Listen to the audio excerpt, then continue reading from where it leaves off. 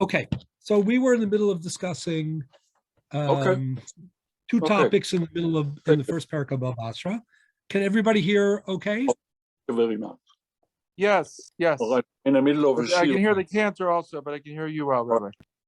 The cantor has a much nicer voice than I do. No. Sorry, Both of I you, had some and we urgent. can hear you clearly. I'm so sorry. So if you can hear the cantor, it's probably like you're dreaming of the cantor. Ready to go? We're ready Yeah. to go. Let's learn. Yeah. Okay.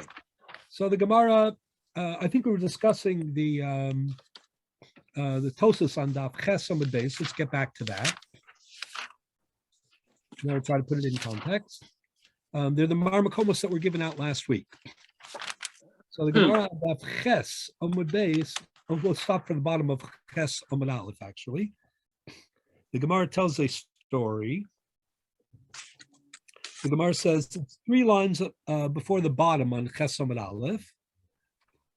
And you'll see it in the Marmakomos that we sent out last week as well. It's the first item in the Marmakomos of last week. Everybody have that? Talmud Bavli Masechet Bava Basra Daf Ches Amud Aleph. Ifraz Hurmez Ime de Shvur Malka. Everybody have that? Either in the Gemara or in the sheet. Anyways, the Ifra Hurmez, the mother of Shvur Malka, Shadra Arnika Dedins, she sent a purse full of Bitcoin, to Rav Yosef. Amran, she said, "Lahavi mitzvah rabba. I want these very valuable amount of money. I want it to use for a very constructive project for mitzvah rabba."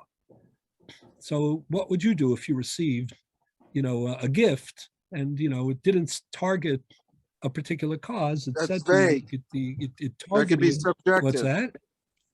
People could could argue be. what that means. Mitzvah Rabba, right?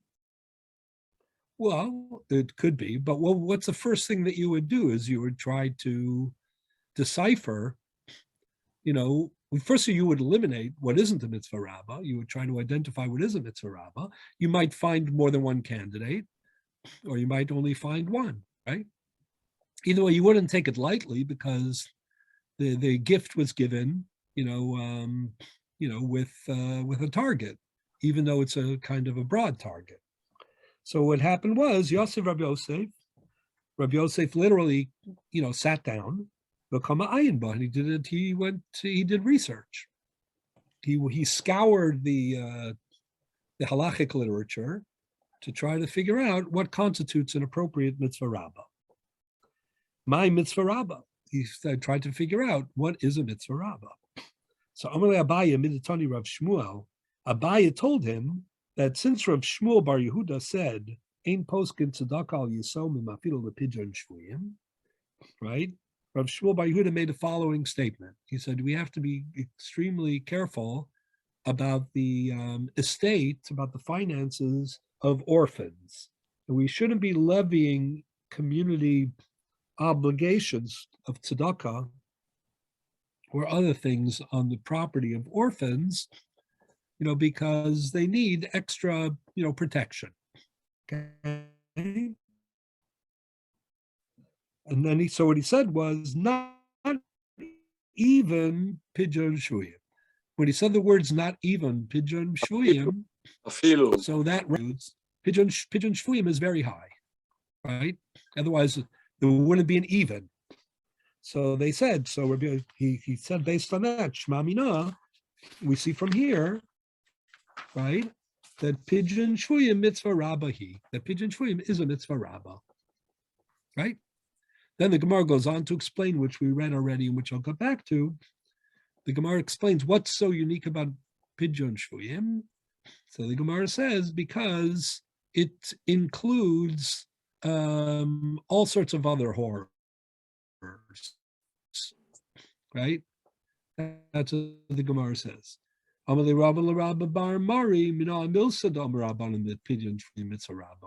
the source?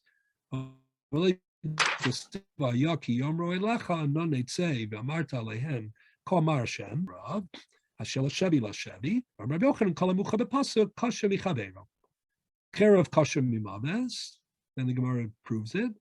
The Gemara says, Cherev Kasher Mimaves. Ra'av is Kasher Micherev. And then the Gemara says that Shevi Kasher Mikulam Dekulu Isnayube. Captivity includes all three. And Rashi explains, Shehu biyada akum, lasos bo kol chafzo, im lamavis, im lacherev, im larav. Since he is at the whim of his captor, he can't control his own destiny. He's lost the ability, to exercise his bechira chafshis. So for that reason, kulu isnayobe. He's in desperate straits. The Rambam goes further, as we already discussed. According to the pasuk in Yirmiyahu that he quotes, I see that there is equality between four. You have maves, cherev, rav, shevi. So no. Yeah. What do you mean equality? But if it's equal, then it's not a higher madrega of a mitzvah. No, it's not equal. It's not equal. How is it equal? No, he said if this happens, this happens. If that happens, that happens. If this happens, that happens. Rabbi Yochanan said, "Kol ha'me'uchar b'pasuk zeh kasher michaveiro." You're missing Rabbi Yochanan. Oh, yeah. Rabbi Yochanan said, as the pasuk continues, it's a list. The situation gets more and more dire. Yeah. Situation deteriorates. So again, instinctively, if I'd asked any member of the group practically, what is, worse, captivity or, starvation or bludgeoning? I think everybody would have said that captivity is the least problematic. There's always a chance. There's always, potential escape. It's a terrible thing. We know being, prisoner, is. Well, it matters who you're captive by, no? What? Wouldn't it matter who you were captive of? Maybe you were being tortured and a captive. Yeah, that you would think, right? Yep. That's why this Gemara is so mechudash. The Gemara doesn't say if it depends on what they're doing to you. So what the takeaway from the Gemara is that even if you're captured and you're in a gilded cage, the fact that your destiny is out of your hands is a terrible diminution of your quality of life. But Rabbi, that's hypothetical. It's a very interesting Gemara. Anyways, but that's hypothetical. That if you have a very evil captor, something nasty is going to happen to you. But no, I'm not saying something nasty is going to happen to you. I'm saying the opposite. I'm saying even if it's likely that nothing nasty is going to happen to you, the fact that you are not in a position to control your own destiny is itself a terrible plight. That's what I'm saying. Meaning we don't know. Let's say you're being fed well, you're being clothed well. The captor has every good motivation to keep you, happy and healthy because he wants to collect a ransom for you. What we're being told is the fact that you are at the whim of some other person and you can't control your own future is still a horrific reality. So even if in practice you are being treated humanely, if you don't have the ability, to protect yourself and to control your own decisions, that is considered to be an attack on your, humanity. This Gemara is a statement about how liberty, personal liberty, is an indispensable facet of quality of life. So, Rabbi, I appreciate that, but we're contrasting that with starvation, correct? Yeah. We're comparing that to starvation. Starvation, if we're truly talking about starvation, there is an inevitable outcome. You will die. Right. So Right. So you can't really compare the two, because with Right. you lose The your, Gemara your saying freedom and that, so on. But if you're starved to death, literally, you no longer live. So Right. the question Right. is, So the answer is they're devastating in different ways, and you know the way the Rambam understands it is we're not really trying. The way the Rambam understands this is we're not really focused on how terrible it is for the captive per se. We're really focused on what should motivate, you know, the potential redeemers, you know, to spring into action. okay, And from that point of view, yeah, they should be, you know, you know, they should be fourfold or more, you know, motivated.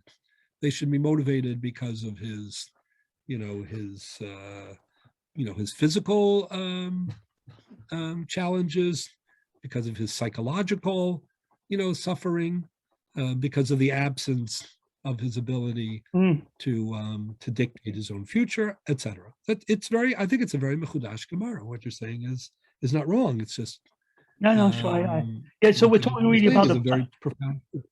So really, what we're taking into consideration is the psychological well-being of an individual. Yeah, sure. No, okay, for sure. But the psychological well-being in this case is religious, spiritual well-being too. Yeah. The Torah values autonomy and you know the ability, you know, to make your own decisions. You know, part of Tzelem Elokim is you know, Hira, according to you know, I wouldn't say a goodly number, but certainly some of the Mefarshim, and the quality of life, you know, is immensely significant. Okay, so Tosas here says, this is what I wanted to get into for the moment. Tosas on the top of the page, and if you have the sheets, it's in the middle of the page of page 1. Divrei Masel Pidyon Shui Mitzrabah. Tosas says, Had Amar Perik B'nei Ha'ir Ein Mochen Sefer Torah Ella Lulmod Torah V'Lisa Isha V'Lo Ktoni Pidyon Shvuyim. Tosas is bothered. Tosas says, you're saying that Pidyon Shvuyim is so important. It's such a big mitzvah, right? Mitzvah Rabbah. How come there's a list in Megillah that says under what conditions can you sell a Sefer Torah? So the Gemara says only 2: to get married, right, and to pay tuition to study Torah. What about Pidyon Shvuyim? It's such a mitzvah Rabbah. So Tosa says, listen to this. Tosa says, Shema milsa de pshitahi, lo yitzrich lemisni. Pidyon Shvuyim is so important that it's obvious, and you don't need to say it on the list. It's clear that Pidyon Shvuyim would justify the selling of a Sefer Torah. That's the view of Tosas. The Rambam doesn't sound like he agrees with that. If you look at the Rambam on page 2 in our Marmakomos, Perek Yud Hilchos Tfilin Umezuzah Halacha Beis. This is in the middle of page 2. Rambam says Sefer Torah Kasher, a kosher Sefer Torah, Noagim Bo Kedusha Yisera V'Kavod Gadol, has to be treated with as an object of great sanctity and with great respect.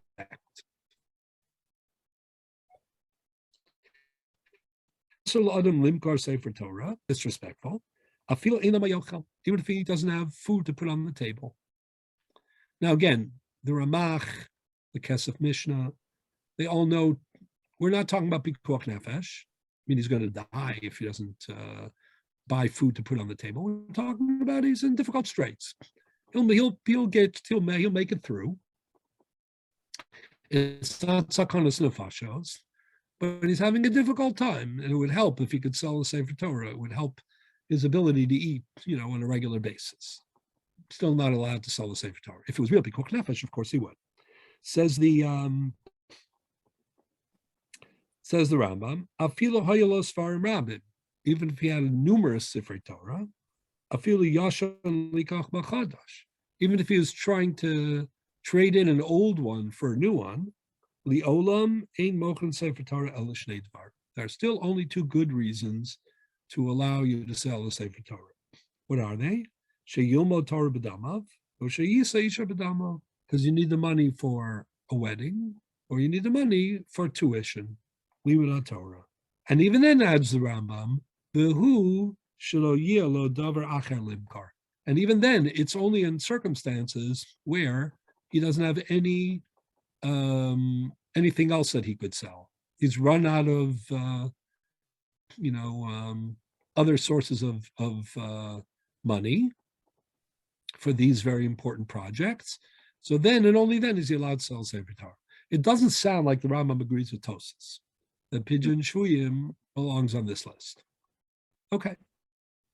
But However, Rabbi, why is what that? Tosas Because it's not mentioned, or because really he believes that it's not? Yeah, not only is it not mentioned, but the Rambam, it's not mentioned, and the Rambam's work is is a comprehensive work.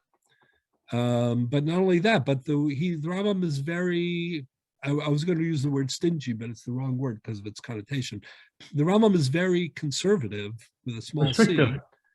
Even when it comes to, the two things on the list. Lisa Isha, Lilmo Torah, B'dama. Even then, it's only like you have no other choice. So it sounds like the Rambam is being very strict. And when he said, "Afilu ein lo ma sheyochal," even though that's not bikuach nefesh, but that's a hardship. So I can't know 100%. You could say, "Oh, it's so obvious he didn't need to say it," but since the Rambam is writing an exhaustive work, and he makes this statement in a very particularly strong way, my reading is that he doesn't agree with Tosas. Now, the Beis Yosef, however, who is the Beis Yosef? Rabbi Yosef Karo, the author of the Shulchan Aruch. First he wrote a perush on the tour called the Beis Yosef. So he does quote this Tosas approvingly. And his quotation of this Tosas approvingly triggered a very sharp critique of the Sma, the author of the Sefer Me'ira Seinayim, who's together with the Beis Shmuel and Even Ezer and the Shach in Yoredeya, is one of the prime commentators on the Shulchan Aruch. He wrote also a commentary on the tour. Actually wrote two commentaries, one called the Prisha and one called the Drisha. Okay. So in his Drisha, and again in the Sma, he levels a very strong criticism of Rabbi Yosef Karo for codifying the conclusion of this Tosas. That you can sell a Sefer Torah for the sake of Pidyon Shvuyim. Okay? What's this criticism based on? So let's look at it inside. So look in the Marmakomos. This is very important. If you have them, you should really look at them. This is on the beginning of page 4. These are the Marmakomos that were handed out last week, and I'm guessing, since Sheila is so diligent, that she probably sent them again this week. The Shach in Siman Reishon and Beis quotes the first half of the Shach quotes the Drisha. Is everybody with me so far? Yeah. Okay. Ein mitzvah gedola kepidyon shvuyim. The Shulchan Aruch says there's no greater mitzvah than pidyon shvuyim. The Kosva Tosos writes, are Tosos and Bavasra. Hadar minim beperik shnei bnei Yair, sorry. Ein mochen el limod Torah v'lisa isha. You're only allowed to sell the Sefer Torah for two causes, right? A marriage and Torah tuition. V'lo ktani pidyon shvuyim. Seems like pidyon shvuyim, even though it's a mitzvah rabbah, is not on the list. Shema milsa de pshita hi v'lo tzarich lemis. That's what Tosas. That's a straight quote of Tosas. Says the Drisha, quoted by the Shach.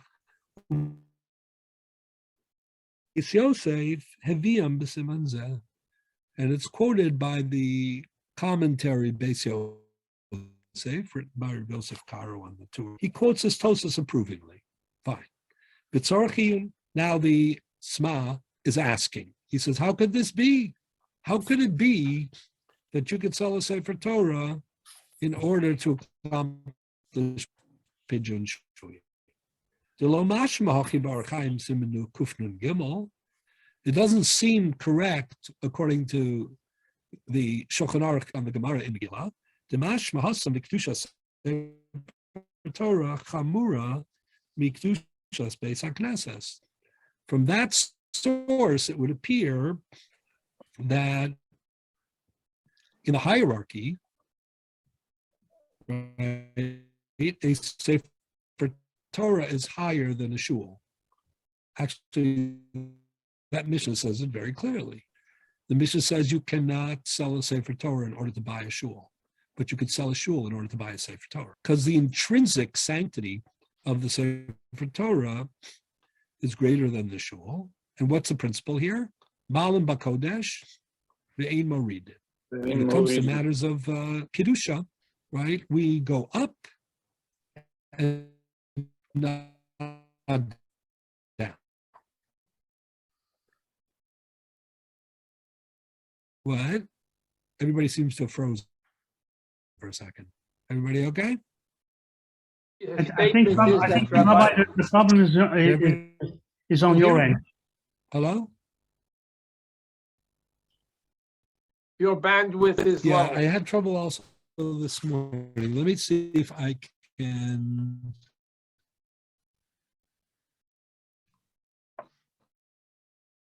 I don't know why that is, because It's okay. Roll it.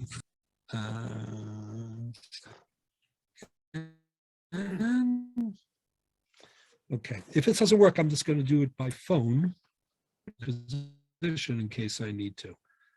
Hold on one second. Yeah, I don't know why the. Yeah, 1 second. Okay, can you hear me now? Yes. Yes, we can hear you, Rabbi. Okay. If it freezes up again, just let me know, and I will try to use my phone instead. Okay. So this is the question. If the Gemara says in Megillah that a Sefer Torah is more valuable than a shul, right? If the Gemara says in Bava Basra that you can't sell a shul in order to do Pidyon Shuyim, then doesn't it follow that you can't sell a Sefer Torah in order to do Pidyon Shuyim? Yeah, That's sure. simple. That's a simple hierarchy. Google will say one more time. What's the highest? Sefer Torah. What's next? A shul. How do we know the shul's next? Because you can't sell a shul, according to the Gemara in Gimel Amud Beis, in order to accomplish Pidyon Shuyim. You could sell off the pieces of the shul before you finish building it. But once you finish building the shul, you're not allowed to sell it. Why not? Because the Gemara says people don't sell their homes, right? So what's the number one? Sefer Torah. What's the number two? Shul. What's the number three? Pidyon Shuyim. Can you sell one in order to accomplish three? Of course not. That's the Sma's question, right? But then you encounter a serious problem. What do you do with Tosis? So let me make it clear. This Sma, who lived in the 17th century, he doesn't mind taking on the Beis Yosef who lived in the 16th century, but he's not willing to concede that he's at odds with the Balei Tosas, who lived, 300-400 years earlier than that. So what did Tosas mean? So the Sma came up with a radical rereading of Tosas. In what way? So he explains, Uma shemochrim lilmod Torah lahasi isha. How come you're allowed to sell a Sefer Torah for a marriage or for tuition? He says, Haina mishum ana didei. That's only if it's your tuition and your marriage. This is a chiddush of the Sma. The adif la'adam tvei lilmod Torah lisa isha mimasha yiyalo Sefer Torah. If it's a question of your learning or your Sefer Torah, your wedding or your Sefer Torah, then your wedding and your learning take precedent.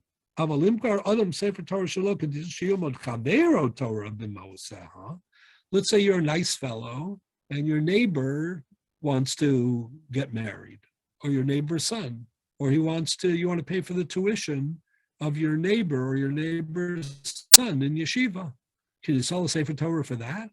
So the Sma says, no, only for yourself. Zev vadai lo amru. Isn't that astounding? No, it is and it isn't.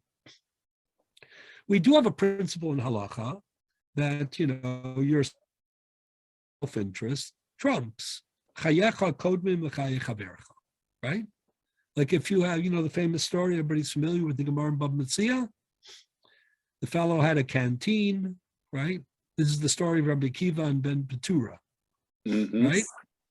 So the fellow had a canteen full of water, only enough to save himself. Question is, and he's holding it, it's his water. Reuven has water, Reuven and Shimon are both dying of thirst. Is Shimon obligated to share his water, right? Or give away his water? Or can he take it for himself? That's the broad discussion of Rabbi Akiva and Ben Petura. So the psak is, if you're holding on to the water, you can't take his water. You can't knock him over the head and say, sorry, but my life is at stake. I'm going to steal your water. But whoever legitimately owns the water can use it for himself. That's a rule. Because actually, sometimes your self-interest dictates. But at the same time, don't we also have another principle? Kol Yisrael arevim zeh lazeh. If I haven't yet, if you haven't yet made Kiddush, I can make Kiddush for you. Because since you haven't made Kiddush, I haven't completed making Kiddush either. And imani liatzmi, right? Mani. So it's a very tricky issue. We're an altruistic people. The obligation to help the other, the whole Pidyon Shvuyim is based on altruism. The whole concept of tzedakah is based on altruism, right? So what the Sma says here is astonishing in a way, understandable. It's true, in certain things. But the idea that I can only sell a Sefer Torah for my learning, for my wedding, but not for my friends or my neighbors, that is very mechudash. Does it sound that way in Tosas? Well, let me say it this way. What Tosas says is Pidyon Shvuyim trumps even the selling of a Sefer Torah. So according to Sma, what does that mean? My own Pidyon Shvuyim. The question: if I'm a Shavui, and the only way to ransom myself is to sell my Sefer Torah, that's how the Sma reads the Tosas. Does it sound that way in Tosas? Not at all. No, but the question about Pidyon Shvuyim is one thing, but if it's a question of marrying off somebody or paying the tuition or whatever, where life is, so to speak, not in so we have to understand better what the reasoning is that you can do it in the first place.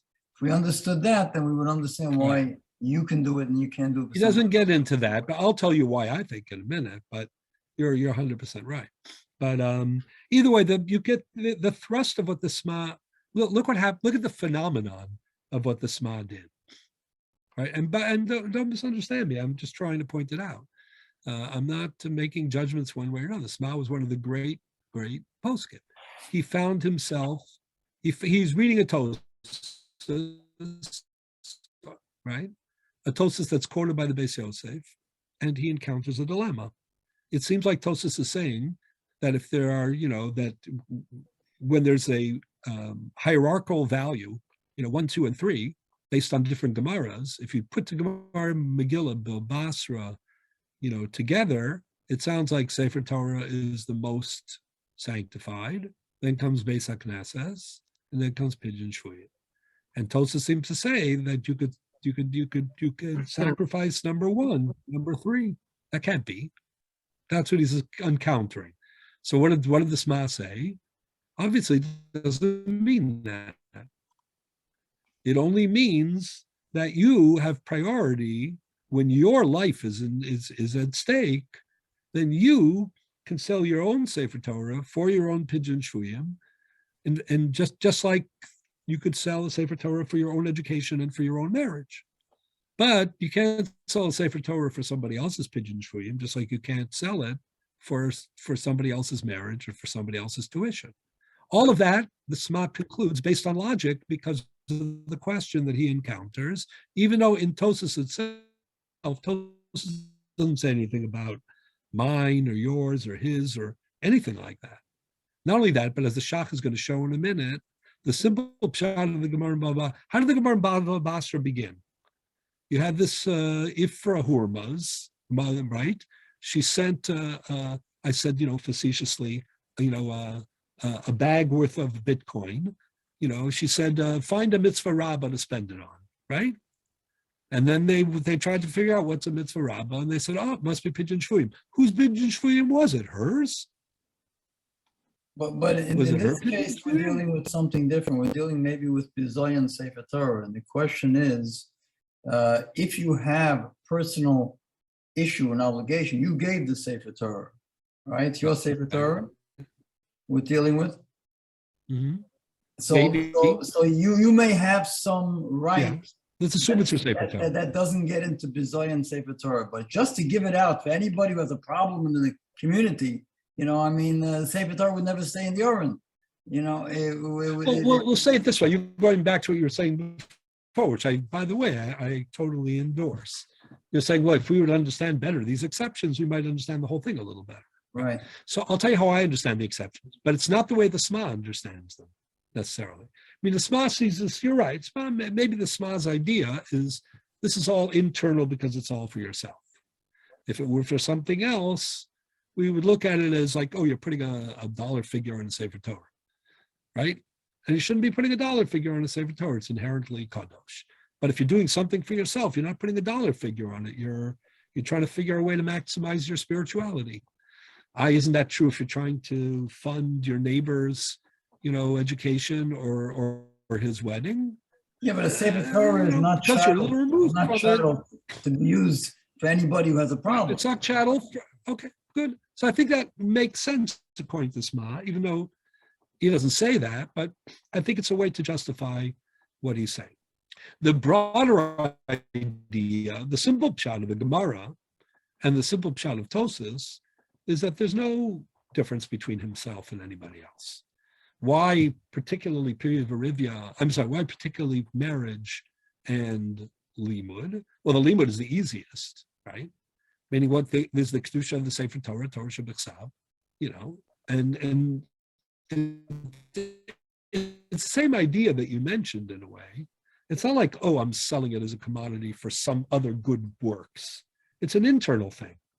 It's all about limud Torah. It's about, people don't know this on the outside so much, but people who learn know it, and that is that in some respects, right, Torah Sheba'al Peh is more important than Torah Shebechsav. Limud Torah is more important than say. That's what the Gemara says. No, don't get me wrong. Sefer Torah is very important. Chefza Shel Torah, Shmos Shel HaKadosh Baruch Hu. That's why there are very few things you would sell Sefer Torah for. And the intrinsic Chefza Shel Kedusha, the Sefer Torah, is the highest. However, the Gemara says in Gittin, Rubei Torascha is both in terms of number and chashiva, is Torah Sheba'al Peh, because you can't read Torah Sheba'al without Torah Sheba'al Peh. The bulk of the content and values of Torah come from Torah Sheba'al Peh, right? And limud Torah for sure. Now, having a Sefer Torah is one thing, but if you don't know how to learn it, that's Dvar Hashem. That's what changes your life. Talmud Torah Keneged Kula. So the idea that you can sell a Sefer Torah for the sake of limud HaTorah is a very reasonable idea. What about Lisa Isha? Because we don't consider Lisa Isha just, another aspect of life, a mitzvah, a human need to procreate, to have a family, to have companionship. That's not how we look at it. The Rishonim, the Gonim, I should say, ask the question, how come in the when you make a bracha under the chuppah, the Besad Kedushin makes a bracha under the chuppah, the Birchas Emerson, it's a very, very long bracha, a very complex bracha we've spoken about in the past. Asher Kedushanu b'mitzvosav v'tzivanu ala rayos, v'asa lanu v'sarusos, v'hiti lanu v'samasuos. The whole discussion, Aidei chuppah v'kedushin. But I want to mention today is the Chasimas HaBracha is Mekadesh Yisrael. So the Gaonim ask, how come this particular mitzvah, the Chasimas Mekadesh Yisrael? Like in most mitzvahs, that you don't say Mekadesh. You say Asher Kiddishanu, but it's also Vitzivanu in the Nusach. But the Chasimas Abracha is not Mekadesh Yisrael. Well, In the morning, only we have a way to bracha. keep Yisrael. Mekadesh Yisrael Barabim. If everybody adheres to the proper way to get the men and women together, so that's the only way you keep the whole entity caught up. For sure, that's part of it. That's part of it. But let's go a step further, and that is that what the reason why we say Mekadesh Amo Yisrael Aydei Choba V'Kiddushin is because it isn't just any mitzvah, right? The foundation of Klal Yisrael is having the family units of each wedding and each family, that lives, according to a certain code of values and so on. The whole structure of Klal Yisrael is based on marriage. That's why it's Mekadesh Shema Yisrael. The Kedusha of Am Yisrael comes through, proper perspective on but the we union have, of the family. Rabbi, So again, we you can spell a Sefer Torah, which has immense Kedusha for Kedushas Ishus, just like for Kedushas Limud Torah. It's an internal thing. And why do we care that it's an internal thing? Because of what you said before, although you were applying it differently, which is otherwise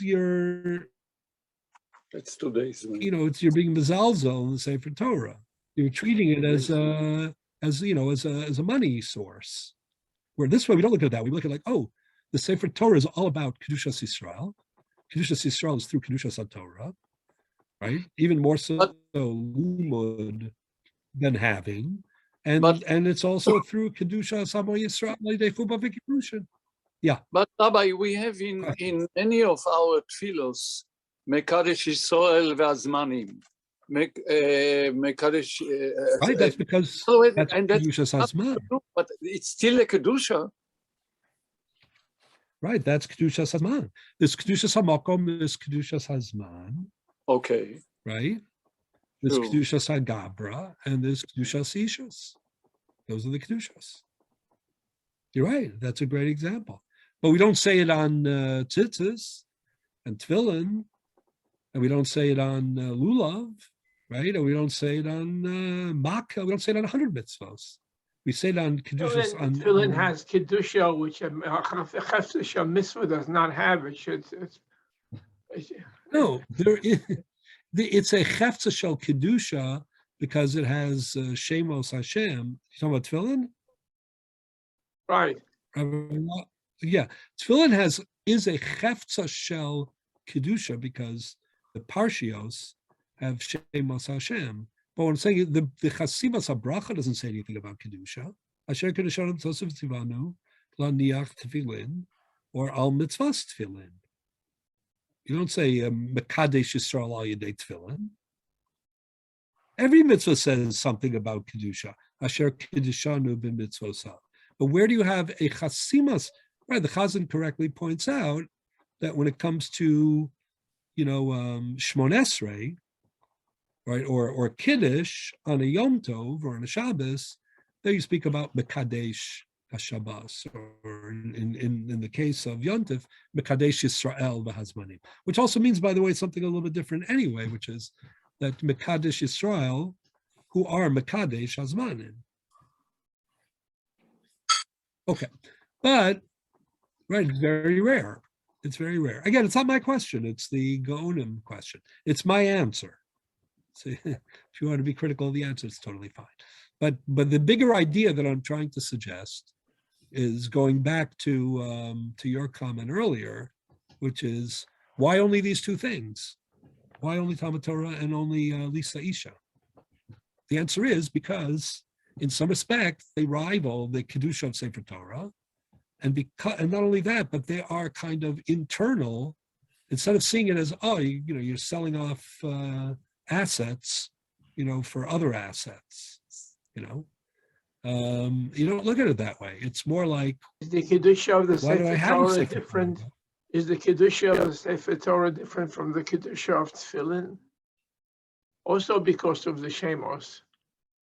It has karos and Sefer Torah would give it its kedusha, but kedusha Sefer Torah is higher than kedusha tefillin for sure. So you could sell tefillin, and you can't sell Sefer Torah to buy tefillin, because it's not only that it has karos, it's also chafta shel Torah, right? The basis of the Kedusha of the Sefer Torah is different from the basis of the Kedusha of Tefillin in that case. There's an overlapping aspect of shemos for sure and haskaros, but it's much more acute and much more intense because it's chafta shel Torah, right? It's Torah Shabbat. You can call it shmosav shel HaKadosh Baruch Hu, like the Ramban says. Even the ones that aren't shmosav are shmosav, right? Either way, it's Dvar Hashem, including the spelling. So that's a special kedusha. Okay. Anyways, let's get back to the Shach doesn't like any of this. Vein devar of Niran, Veinai. The pshat divrei Tosas mashma the koya pidyon dacher. Who says that Tosas is only talking about pidyon atzmo? Ba'od shari kosvu shom kein ifra hurmas the shadra aren't.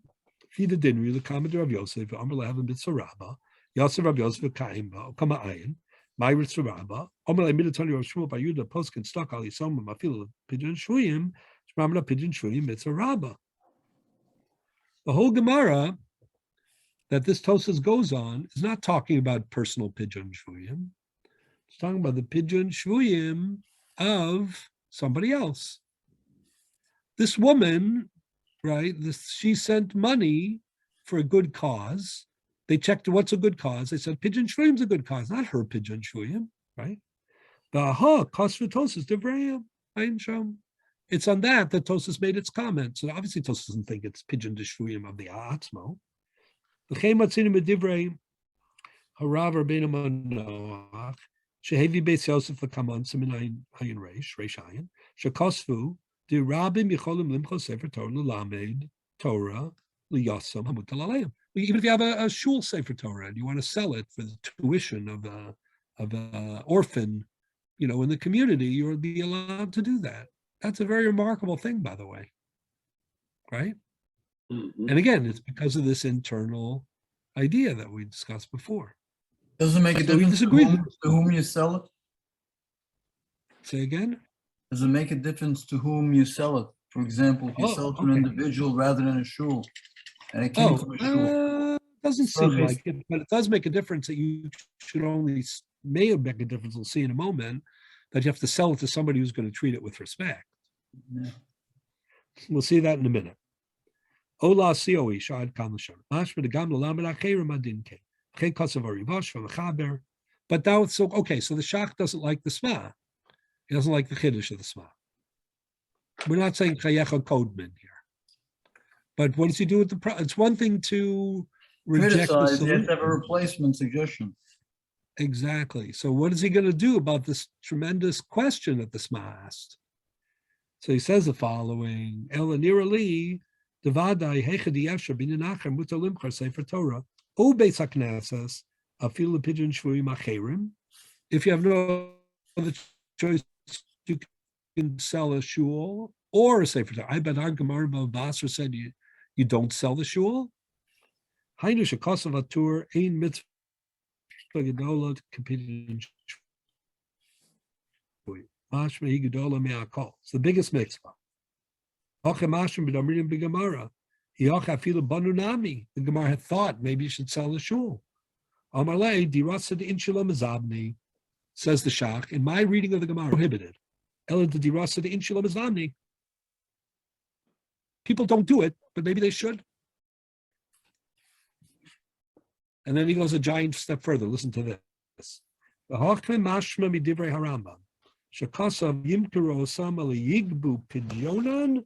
Min Hatzibur. The Rambam, as I mentioned last time, The Rambam adds 5 extra words to the Gemara. The Gemara says, will you sell a shul once it's built for Pidyon Shuyim? The Gemara says, Dirase de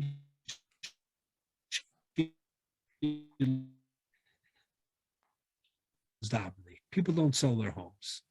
When the Rambam codifies that halacha, he drops the words people don't sell their homes. The shul has already been built. Don't sell the money in some. Those words, collect the money in some other way, don't appear in the Gemara. They only appear in the Rambam. And by the way, it's really interesting. The Shulchan Aruch almost verbatim quotes the language of the Rambam in Pidyon Shuyim, in Siman Reish Nun Beis, with one important exception.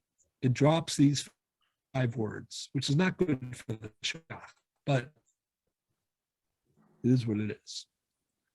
What are these 5 words? Well, one way is innocuously. The Rambam's saying, listen, you're not going to sell a shul even for Pidyon Shuyim. What are you going to do about Pidyon Shuyim? Try to find another way. Let's say you can't find another way. Nothing to do. That's one way to read the Rambam. He's just giving you an eitzah. Try another way. The way the Shach is reading it, where the Gra read it, I think it's the right way to read it, is that the Rambam is saying something very, very significant. He's saying, don't think the Gemara is telling you in a crunch, you'll ignore Pidyon Shuyim if you have to sell the shul. We're not saying that. We're just saying, go the extra mile. Do another fundraiser. See if you can't find some other way to keep both of them. But we don't say that But by if you anything can't, else. if you can't, then you're going to sell the shul. What? We don't What did you say say? it by anybody else, by any of the other ones. What do you mean?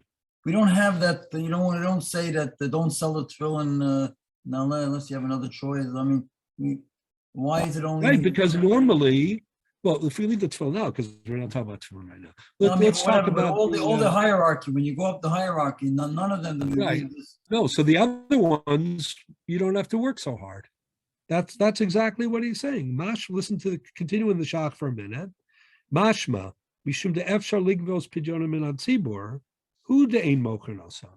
The only reason you don't sell the shuls is because you have another option still. Impose another collection. But Torah and heicha de efshar binyan acher ein mocher nosan. Mashenkin b'shar mos shel mitzvah or achilo letzorach habinyan. This is what you were just asking. When it comes to the other issues, let's say you collected money, not the shul, you didn't build the shul, you collected the money. You started buying the stenders. You don't have to. You could right away. You could just give it away for Pidyon Shuyim. You don't have to make an extra effort even. If you built the shul already, you have to make an extra effort. If it doesn't work, you sell the shul. If you bought the stenders, but you didn't build the shul, if you collected the money, but you didn't build the shul, you could just right away, say, am I going to do another tax on the poor members of the shul? I'm going to go to them again. How many times can you go to the same membership? That sound familiar? But there is this assumption that the person giving the money in the first place knew about this possibility. Well, maybe yes, maybe not. Maybe yes. Otherwise, you wouldn't be able to do it. If, in other words, somewhere you might not be able to do it. You're missing a case. If the guy specified, under no circumstances can my targeted, this is what I think Jacob asked me a couple of weeks ago, if the guy specified under no circumstances can you take my donation and use it for anything else, and if you do that, I consider it to be gazel, then that's one thing. Yeah, but isn't that masna? Anything short of that being masna against the Torah or what the Torah tells you to do? Well, Torah isn't explicit about this, so and it is to the mammon in a way. So I don't think that's. But the point is, if you stam give money, then the halacha has a certain understanding and hierarchy, even if it wasn't something you thought about. Of course, if you explicated, or it was obvious that this is what you meant, then you don't even need the hierarchy of the Torah for that. Right, That's just what you right. meant. So there's an in-between case that you're, okay. Listen to this. Hilka chatosis v'siatum badi ma'iri be'inun she'afshar be'inun acher. So the Shach says, in my opinion, there's no problem. What is the problem? What was the problem with the Sma? The Sma said, listen, what is stronger, Pidyon Shvuyim or Shul? Shul, because you can't sell the Shul for Pidyon Shvuyim. So how could you sell the Sefer Torah for Pidyon Shvuyim when the Sefer Torah is even higher than the Shul? So the Shach's answer is, we're reading the Gemara and the Rambam all wrong. Really, really, in the contest between Pidyon Shvuyim and a Shul, Pidyon Shvuyim wins. Ultimately, if there are no other choice, Pidyon Shvuyim wins. So if Pidyon Shvuyim beats out the Shul, maybe it also beats out the Sefer Torah. There's no evidence that it doesn't. It would only be evidence if it didn't, if we knew that it didn't beat out the Shul. But all we have to do is to examine the priorities between Sefer Torah and Shul. And by examining... Well, no, we know that without thinking of Pidyon Shvuyim, just to examine, to lay down a rule that say the Sefer Torah more than the Sefer Torah. Is going to tell you that Rabbi Roth is going to tell you that that there's a problem in logic, right, Rabbi Roth? Of course. Maybe. Well, Meaning Rabbi you don't Roth know, but you can't prove it.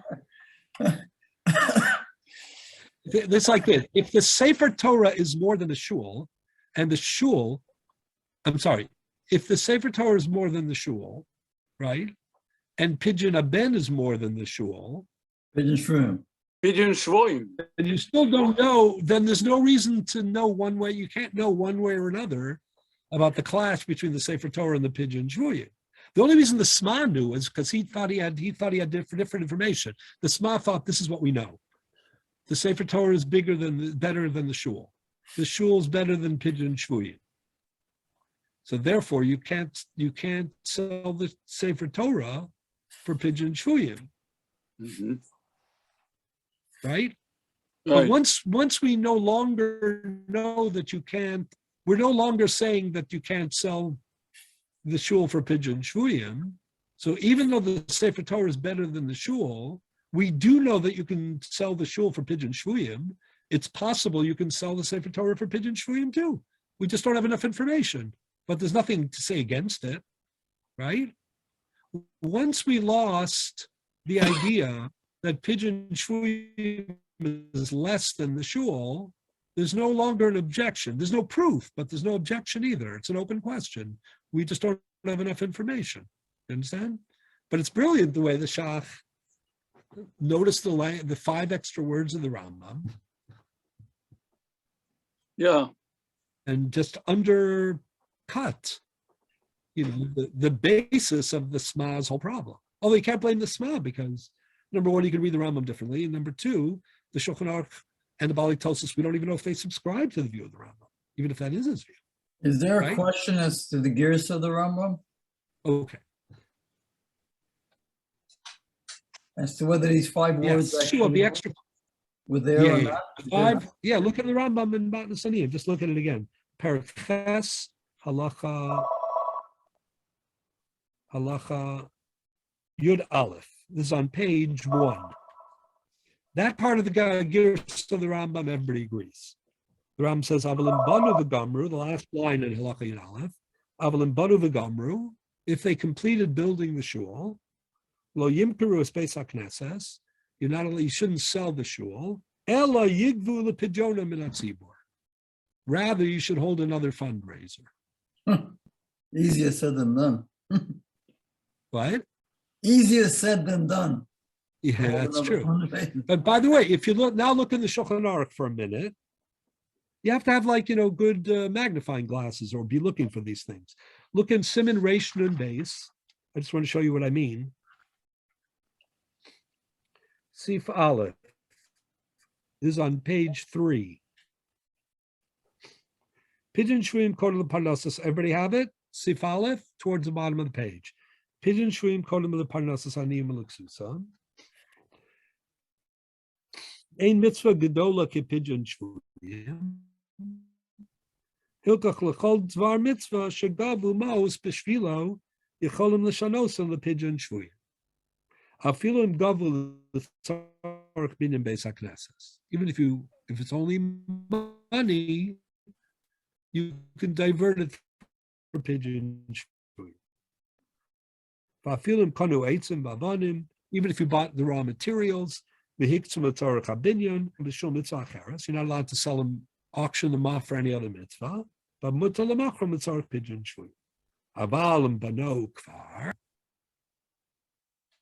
what's missing? This is a quote of the Rambam, by the way. What's missing in the quote? The last 5 words.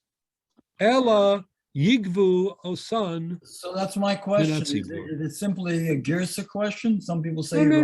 We don't. As far as I know, we have no other Girsa in the Rambam. The Rambam is complete. Just the Shulchan Aruch didn't take every word, everything. It's interesting what they took and what they didn't take. Right? Now, is it possible the Shulchan Aruch didn't agree with that Chiddush of the Rambam, that they understood that the Gemara to be saying, under no conditions can you sell a shul at all, even if you can't raise the money, you can't sell a shul for pidyon shvuyim. It's not a girsa. There's another girsa issue in well, the Shulchan Aruch can only choose between the Rambam and the Rif and the Rush. So no, that's his own self-proclaimed. Especially not in something so subtle. First of all, meaning. There are all sorts of, poskim have klalim. And those klalim, those principles are general rules, and they explain most cases. No self-respecting posek, is 100% is 100% true to his rule. General rule. What am I saying? What do I mean by that? You say the opposite. It should be consistent. Why would somebody who's a bar hachi tie his hands and be so rigid? I mean, they have operating principles, rules of thumb, But of course, there are going to be times when personal conviction kicks in. Also, this isn't a question of, it isn't so obvious what the Rambam means, and it's a very subtle point. So the idea that you are, or maybe they thought that Dafka here, the Tur and the Rush, disagree on this point. What I'm saying? There are 100 different explanations. But either way, when any posek, whether it's the Tur or the Shulchan Aruch or any of them that gave rules like that, they said, only 5 times, or only, I always do. The first thing that happens right away, people start counting.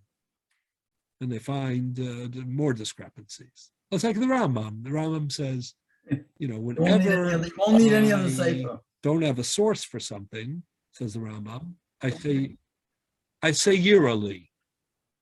There's plenty of chidushim in the Rambam. This is another example where he doesn't say yearly. So what does it mean? It means when I really think I don't have a source, it's an intuitive feeling. Then I'll say yearly. Yeah, but sometimes I think I do have a source. And other people say, where's your source? Then Now, they again, write 10 books about it. Right. So again, don't misunderstand me. I think this is all good. I'm not saying this, critically at all. Meaning great people, great thinkers, they have strong views that are founded upon, their comprehensive and their profound understanding of things. From their point of view,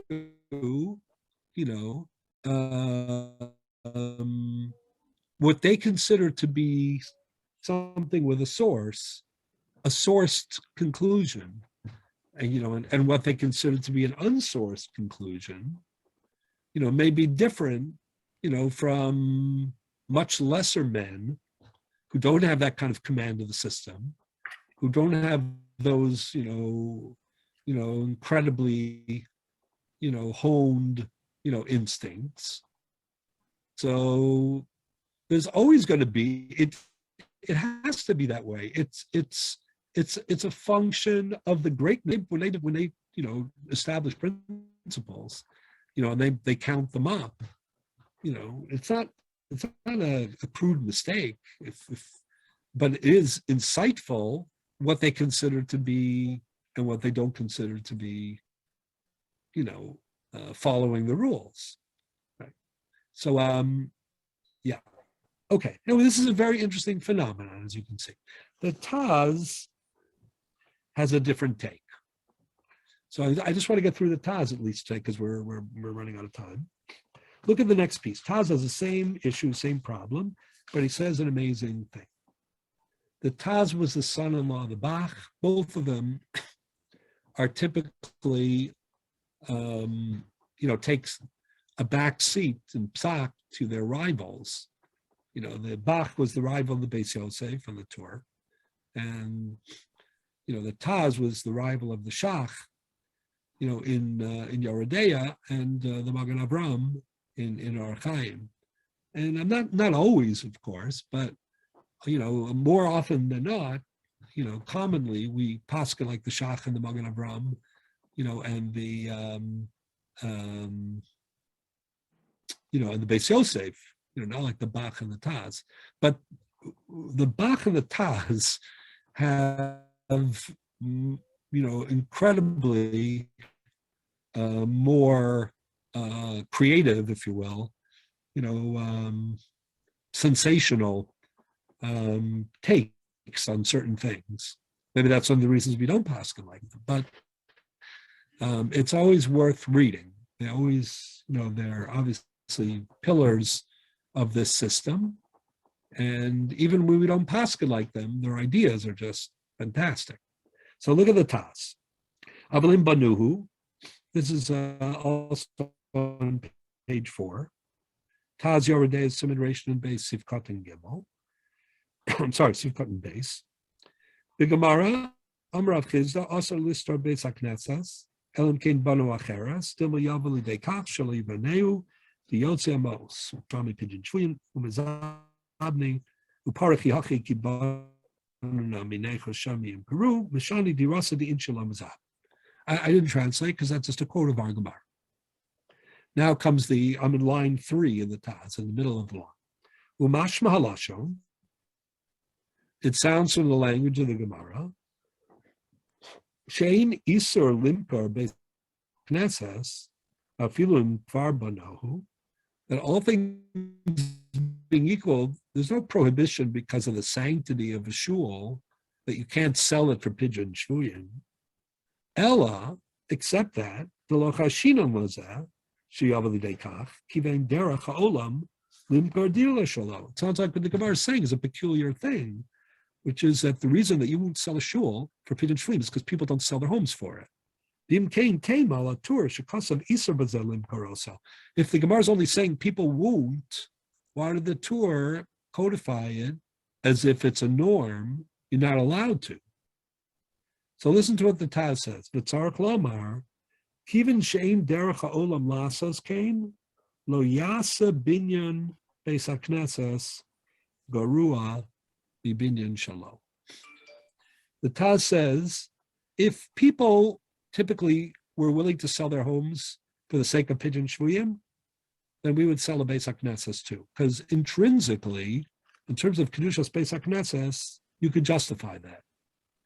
So once people, Lemaisa, are not going to sell their own homes, then selling a Beis HaKnesses, instead of being perceived as like a tremendous expression of arvus, of saving your fellow Jew, instead it would be perceived as being makel on the kavod and the kedusha of the Beis HaKnesses. Because you wouldn't sell your own home. No one's selling their own home for this. You're only going to sell the shul. Now that it became perceived as a testament to your sentiments, your respect for shul, it's usur. You're not allowed to sell the shul. Would the converse be true? By the way, this is exactly in the line of what you said about Sefer Torah, right? You were saying, The problem, you said, if you'll correct me, it's a problem of zilzul, say, for Torah. Right. What is it, a commodity? It's a source of funding. So now the But question if you're is, doing it for yourself, if the converse was true, for what the example, Taz is saying is this about the urgency of Pidyon Shvuyim or the fungibility of a Beis HaKnesses? So you wouldn't sell your house, but you'd sell the shul? so is he saying that if the That's not community, acceptable. the community tried to save somebody and they sold their houses and still needed more money, they could sell the shul? I don't know whether in this specific case, because that might be an anomaly, but had it been that way historically, the answer is yes. It might be too late. It's a low plug, basically. I'm not sure. I think that that would be an interesting question. I just don't know. I don't know because it's not knowable. I mean, We're going by human nature, not it's a a particular great topic. circumstance, basically. But yeah. Well, we don't know. Right. Very possibly. As a kind of low plug, but the chiddush here is that the Taz is saying that the status of selling the shul is the consequence of people's perspective on selling their homes. That changed the reality. That's an amazing idea. But because of that, listen to what he says. I'm sorry. No. Mashu b'divrei Rambam shemevi Beis Yosef, dim lo gomru abinyan rak l'tchila ba mutar limkar, oso chelek, el dafka gomru also. The Taz says, listen to this. This is brilliant. Taz says, according to what I just said, why can't you sell the shul? Because of Kedushas Beis HaKnesses? No. Because the Rasa de Inchi lo mezabni. Because people don't sell their homes, right? So he said, now let's look at a addition that the Rambam put in. Rambam said, you won't sell the shul once it says the Taz. The Kedushas Beis HaKnesses already exists once you start building it. I'm not sure this is true, but this is what the Taz says. However, the comparison to di Rase de Inchi lo mezabni, which is the real reason you can't sell the shul, that's only when it's completed. Otherwise, it's not di Rase, it's not equivalent to di Rase de Inchi if it's half finished. That's what these words mean. The nira atam, the ozlo nikra dayan dira. It has Kedushas Beis HaKnesses, but it's not a dira yet. The kibbud atam mishum dirasa de inchit lamazabni mashmid alav mishum shia kedusha chamura tvei achar shabanu mimasha yitzchila b'shas haktzah savanim the zeno. So then the Taz says, I have to stop. So let me just give you. I wonder How does this answer the if smart? there could be a comparison. If the comparison could be What? legitimate. A person does not sell his own house because of selfish reasons. They love their Right. house. On the other Right. hand, in the shul, whether you sell the shul has to do with kedusha and levels of sanctity and so on, which is higher than others. So how do you deduce one from the other? That's the chiddush of the Taz. The It's a Taz is chiddush, but saying. is it Taz- legitimate in the context of Let me Torah? Try one more time. Say that again. Is it legitimate in the context of Torah? When you consider Torah values, is it Right. legitimate? Is it legitimate to deduce a state of affairs which deals with kedusha from a state of affairs which has to do with personal interest? Right. So I think the Taz is doing an excellent job of bridging between those two ideas. The Taz is not suggesting that they're the same. The Taz is saying the following. From a Kedusha point of view, you would be able to sell the shul for Pidyon Shvuyim.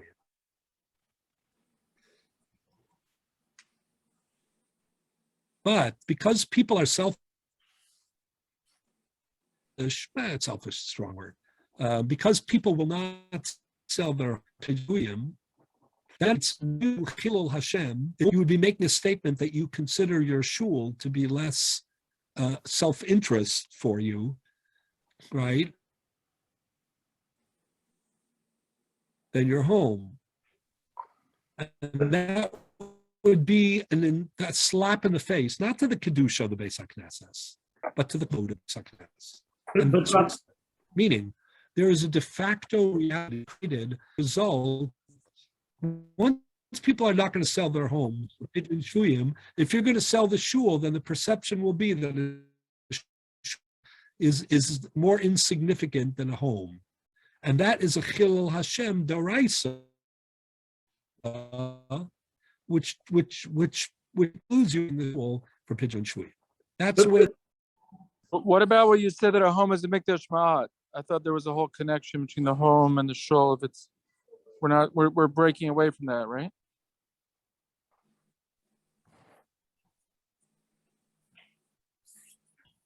Hold on one second. I don't know why this is happening. It's okay, it's the internet. You can't I'm control having it. trouble with my internet. Can everybody hear me now?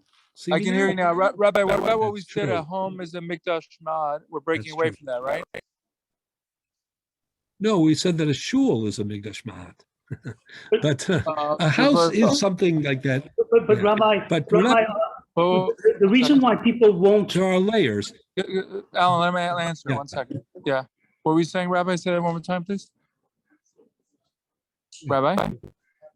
What I'm saying is so basically the Taz bridges between these two things. And that's how he explains that if you didn't complete the shul yet, so nobody compares it to a home. So even though it has Kedusha, you could sell it. Because the perception that you're treating your shul with less dignity than you're treating your home isn't a problem. But how does this help the problem of the Sma? Just give me one more second. The answer is, what did the Sma say? The Sma said, you can't sell a Sefer Torah for Pidyon Shvuyim because you can't even sell a shul for Pidyon Shvuyim. Says the Taz, the reason you can't sell the shul is nothing to do with Kedusha. It has to do with Kavod. But from a Kedusha point of view, you can sell the shul. So why can't you sell the Sefer Torah? There's no problem of Kavod in the Sefer Torah. That's the very fascinating way.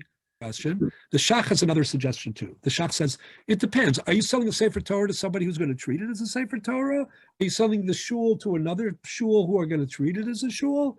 You could do that for Pidyon Shvuyim. What you can't do is sell a Sefer Torah that's not going to be treated as a Sefer Torah, or a shul that's going to be turned into something else. Yeah, question. Rabbi, why are we invoking repeatedly that because people wouldn't sell their homes, therefore we wouldn't sell a shul? Because one is utilitarian. People need somewhere to live. So obviously people forget the kavod, forget that they love their homes. They need a roof over their heads. Where would they live? I think that. Well, I mean, intuitively, that's the real reason. Okay. I mean, let's say if everybody has a very big home, so they could buy a small home. We're talking way back where when someone was lucky enough to have a roof over their heads, we're talking hundreds of years ago. It's not like today. Right. So a home is extremely important, and that I think is why people wouldn't sell their home, because where would they live? On the street? They're not going to live on the street. Right. Right. All the Taz is saying is, once that is the case, then a shul should be treated with greater respect than a personal home. And if you're going to cash in your shul and not cash in your home because of the dire straits of your fellow co-religionist, then you are making a statement, that is, downgrading. It used to be that, the shul in a community had to be the most, the highest building, also in other religions. But Rabbi, if we the highest building, the most, what? If we go back to the situation of the water in the desert, you have to look after yourself. And if you have to look after yourself, you've got to look after your home, because if you have no home, you are destitute. I understand. That's why one is But put it this way, covered if you and have the an, other if one you is have a, utilitarian. That's why I really don't understand. They're not even comparable, because we all agree that you have to have covered for a shul, but it's not a matter of Right. cover. It's a matter of literally, I would say, for a number of people, survival. That if you don't have a roof over your head for you and your family, you're basically destitute. Right. Therefore, like the with the assumption water, here is that you it's have to not a protect matter of yourself. survival. Right. You know? No, I understand. But the assumption here is that it really isn't a matter of survival, not that it's a matter of luxury. It's very understandable that people don't want to give up their homes, but the assumption here is that there's no pikuach nefesh, there's no survival. This is not a matter of luxury, but this is, a painful sacrifice. But that giving up, selling the only shul in town or the your shul is also a painful sacrifice. These are not pikuach nefesh. These are, there'll be bread on the table. There'll be a place, to hang your coat. The assumption here is that it isn't quite as dire as that. Rabbi, But the idea of the Taz, which is that, how people perceive their homes in turn, affects, the level of protection, in terms of the dignity of the shul, I think is a very fascinating perspective.